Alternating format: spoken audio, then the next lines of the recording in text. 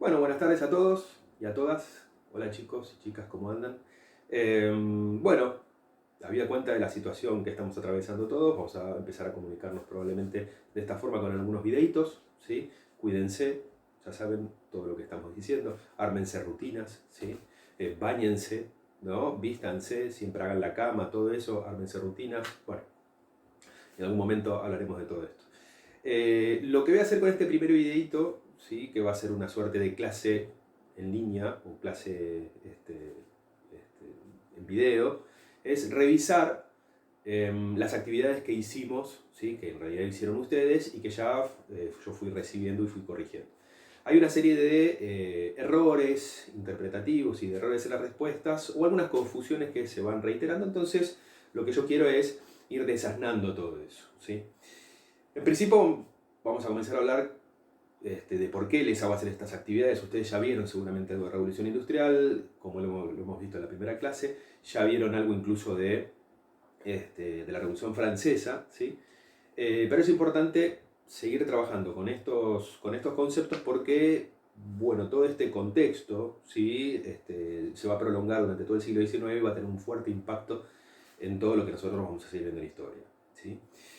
Y es muy importante el impacto que tiene para las colonias y para lo que después va a ser nuestro país, toda la historia de la revolución en adelante, ¿sí? Así que vamos a ir revisando pregunta por pregunta, voy a ir dando las respuestas y quizás profundizando en algunas cuestiones, ¿sí? Bueno, ¿qué régimen se derrocó con la Revolución Francesa y cuál fue la clase que dirigió la revolución? ¿Qué papel jugaron las clases populares? Bueno, acá la mayoría respondió bien. Esto, recordamos, tenía que ver con un video que ustedes tenían que mirar y responder algunas preguntas. El régimen que se derroca, ¿sí? Es el antiguo régimen, o en francés el ancien régime. Yo la verdad que ya saben que francés no hablo, pero es el antiguo régimen que tenía que ver con el régimen monarco, con el absolutismo monárquico. Después seguramente profundicemos en estas cuestiones. Y, digamos, ese mundo de los privilegios, ¿no? Donde había, ya lo vamos a ver, tres estamentos básicos, ¿no? Y había personas, partes de la sociedad, ¿sí? Clases, si se quiere, que tenían determinados privilegios de las cuales la gran mayor parte, la parte mayor de la sociedad no participaba, por supuesto. ¿Bien? ¿Cuál fue la clase que dirigió la revolución? Bueno, es esta clase que irrumpe con mucha fuerza ya desde antes, que es la burguesía, que comenzaba, como ya habíamos hablado de todo esto, a disputar económicamente el poder justamente de esa nobleza, pero que no tenía privilegios, ¿no? La burguesía no tenía privilegios. Había que ser noble o había que pertenecer al clero, ¿sí? Para tener ciertos privilegios que básicamente tenían que ver con no pagar impuestos. ¿Bien? Y las clases populares, ¿qué papel jugaron las clases populares? Bueno, fueron, digamos, la base de apoyo, ¿no? El sustento que se le dio a la burguesía justamente para llevar adelante la revolución. Y esto tiene que ver justamente con, ¿cómo decirlo? Tiene que ver específicamente con la mano de obra, ¿sí? Que llevó adelante, ¿no? Cuando hay azonadas y hay combates y hay enfrentamientos con las fuerzas realistas, digamos, del rey, eran justamente las clases populares las que generalmente empleaban la fuerza, ¿no? Y apoyaban justamente los preceptos de la revolución. Hay que entender que la Revolución Francesa consta de tres grandes movimientos. Uno que es la Revolución de los Diputados, que es esto que nosotros vimos de la Asamblea y que vieron en el video, ¿no? De estos diputados que se separan, ¿no? Y forman una asamblea aparte. Y después hay un movimiento urbano típicamente donde ya hay, forman parte un poco más estos burgueses, ¿no? Estos burgueses y estos pequeños burgueses incluso que ya comenzaban a aparecer, digamos que son típicamente urbanos, ¿no? Profesionales, abogados, y otras profesiones. Bien, pero también hay otra oleada revolucionaria que es muy importante, ¿sí? Que es la oleada revolucionaria que se da en el campesinado, ¿no? Los campesinos llevan adelante la revolución en los campos y se enfrentan muy fuertemente con sus señores. Incluso se torna muy violenta, llegan a tomar obviamente las casas, lo que se va a conocer después en el 19 acá en nuestro país como esos cascos de estancia. Bueno, en realidad tomaban los castillos, tomaban las residencias señoriales, ¿sí? Y bueno, las prendían fuego y a veces con mucha frecuencia mataban a todos familia de los señores. ¿Bien? Bueno, ¿cuáles fueron según el video los detonantes del estallido revolucionario? Acá la mayoría lo puso bien, sí, tiene que ver primero con todo el ideario revolucionario que proviene de la Ilustración, ¿no? Rousseau, Montesquieu, ¿no? Todas esas ideas de liberación, ¿sí? De las libertades individuales y que tiene que ver con el manejo del Estado, ¿no? Y que son muy contrarias a ese momento histórico de la monarquía que tenía que ver con un poder absoluto, ¿no? Con el absolutismo monárquico. ¿Bien? ¿Cómo se dividía la sociedad francesa antes de la Revolución? Bueno, acá quiero hacer una salvedad. Todos me ponían, bueno, se dividía en 3 estados.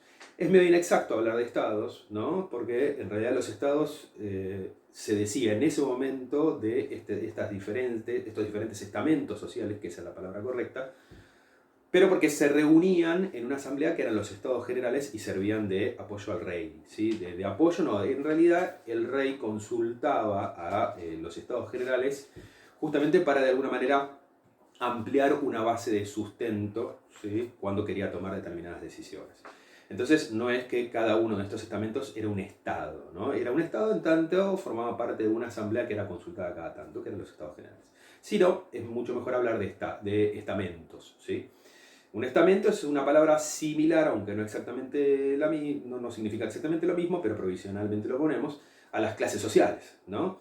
Solo que los estamentos tienen que ver justamente con esta idea de los privilegios, ¿no? De quiénes tenían privilegios y quiénes no. Y claramente, ¿no? Estaba el clero, la nobleza y después estaban el resto, ¿no? Digamos que sería la burguesía, ¿no? Los artesanos, el campesinado y demás. ¿Qué relación establece, bueno, qué importantes cambios generó la Asamblea Nacional? Esta es una que respondieron todos bien, ¿no? Lo que tiene que ver con la constitución civil del clero, ¿no? La declaración de igualdad, de fraternidad, digamos, todos estos aspectos que la mayoría respondió bien y que tiene que ver con el primer espaldarazo grande que toma la revolución, ¿sí? Estas primeras definiciones muy grandes. Separar, secularizar, vamos a decirlo de alguna manera, los bienes de la iglesia, ¿no? Separar a la iglesia del Estado, ¿sí? Y termina con los privilegios justamente de la nobleza. ¿Bien?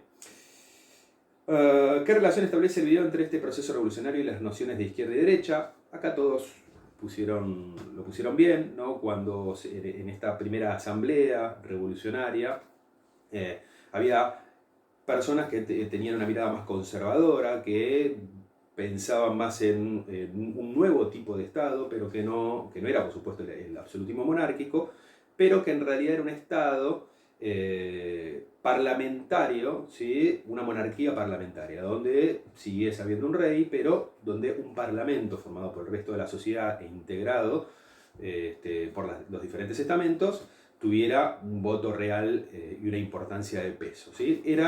Esta idea era más asimilable a lo que tenía Inglaterra en ese momento, ¿sí? Que era desde de lo que había sucedido en el siglo XVII, ¿sí?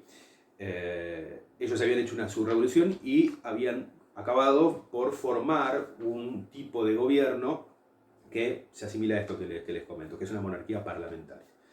¿Bien? Esos eran los conservadores dentro de la Asamblea Francesa, ¿sí? Pero había revolucionarios que eran mucho más extremistas, por decirlo de alguna manera. Bueno, unos se sentaban a la izquierda, los más extremistas, ¿no? Y los más conservadores se sentaban a la derecha. Por eso es que hoy en día, digamos, los términos derecha e izquierda tienen que ver más con la izquierda y la derecha conservadora, ¿bien? Vamos a tratar de apurarnos para que no sea muy largo el video. ¿Por qué te parece que el video culmina con la proclamación como emperador de Napoleón Bonaparte? Acá casi nadie le respondió bien. Y el hecho tiene que ver, lo que dice el video es que muchos historiadores entienden que cuando se proclama emperador Napoleón Bonaparte, termina la revolución. Y la realidad es que si hay una proclamación de emperador, obviamente todos los ideales de igualdad, de participación política, todo lo que había tenido que ver con esa andanada democratizante, ¿no? Y de derechos ampliados, digamos, de participación política, cuando hay un emperador, bueno, ya medio que queda de lado. Entonces, por eso se dice que ideológicamente termina ahí, ¿no? Más allá de todo lo que después pasa con Napoleón y cómo se sigue extendiendo, digamos, la revolución por el resto de Europa. Pasamos rápidamente a la revolución inglesa, es decir, perdón, a la revolución industrial. que ocurre en Inglaterra, esto lo respondieron todos bien, esto es a fines del siglo XVIII. ¿Quiénes son los burgueses? Bueno, esto era muy asimilable a las preguntas de la Revolución Francesa. Bueno, ¿por qué según el video tiene lugar en Inglaterra? Tener presentes las nociones liberalismo, colonias, materias primas.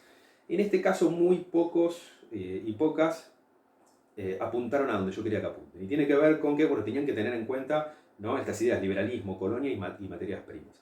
El liberalismo es una corriente económica, ¿sí?, pero una corriente también política, ¿sí?, y de pensamiento que tiene que ver justamente con los derechos de las personas. Y el liberalismo alude, en este caso, se apoya en estas ideas de la ilustración, ¿no?, que ya se habían difuminado por toda Europa, pero también hay liberales en términos económicos, y que tiene que ver básicamente con las libertades individuales y la libertad de empresa, ¿no?, y la libertad, digamos, de producción, ¿sí?, por fuera, digamos, del andamiaje del Estado. ¿Bien?